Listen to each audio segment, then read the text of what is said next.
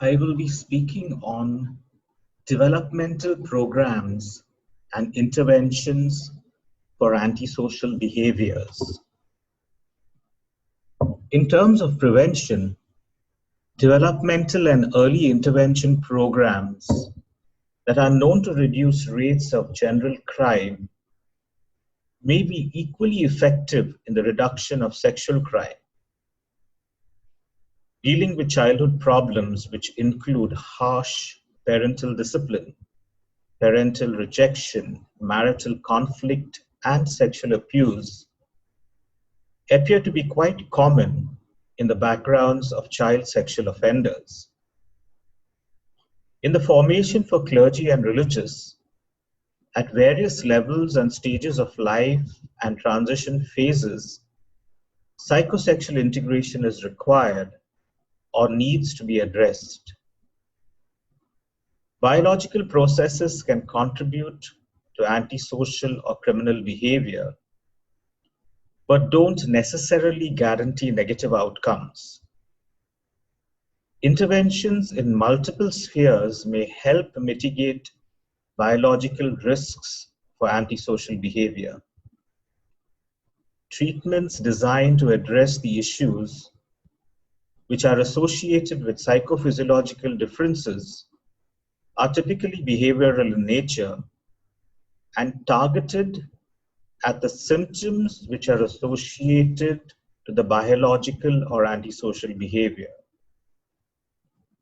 Studies of mindfulness have suggested its utility in improving autonomic functioning and emotional regulation, which may better help individuals with reactive aggression and hyperarousal.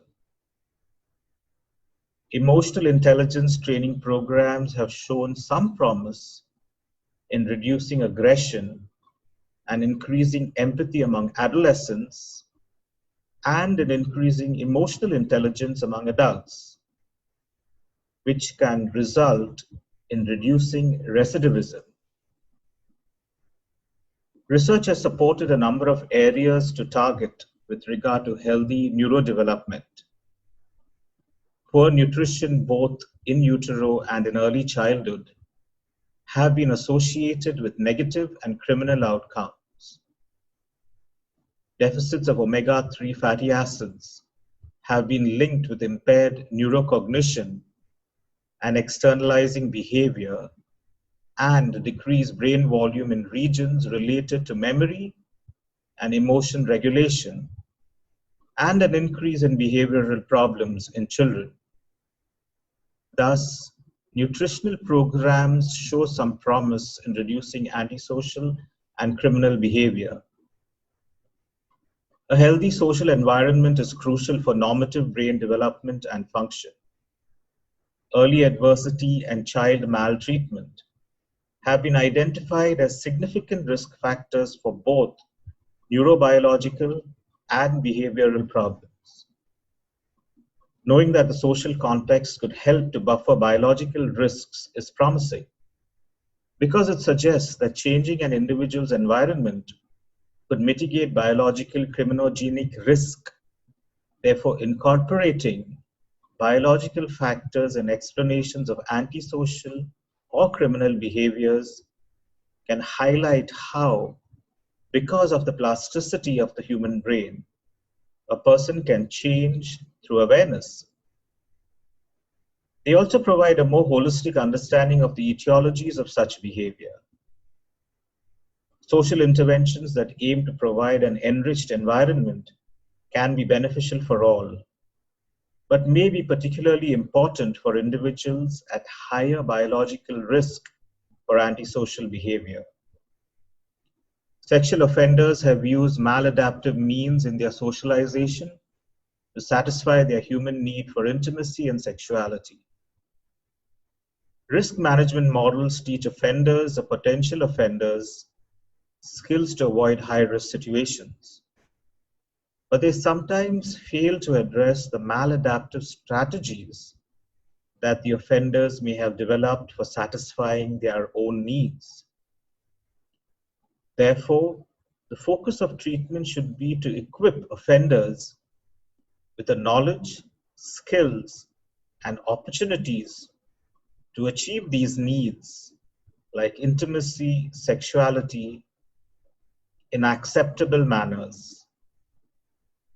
With regard to the prevention of recidivism, numerous research studies have concluded that social support and stability, including steady employment, are essential factors that decrease the risk of criminal recidivism.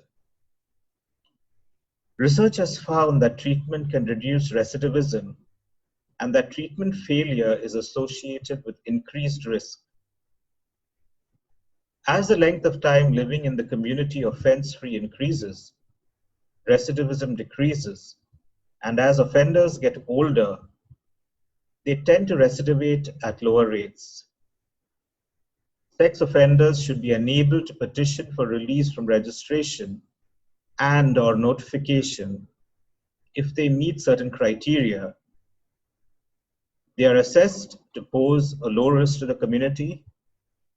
They have successfully completed a sex offender treatment program, and they have been living in the community offense-free for at least 5 years. The provision of incentives for law-abiding behavior would enhance the opportunity for positive community adjustment. Therefore, communities are entitled to accurate and research-based information about sexual violence, sexual perpetrators and victimization, and how the community is dealing with both the victims and the perpetrator. The development of re-entry plans for successful reintegration is when offenders have achieved stability, social support, and employment opportunities.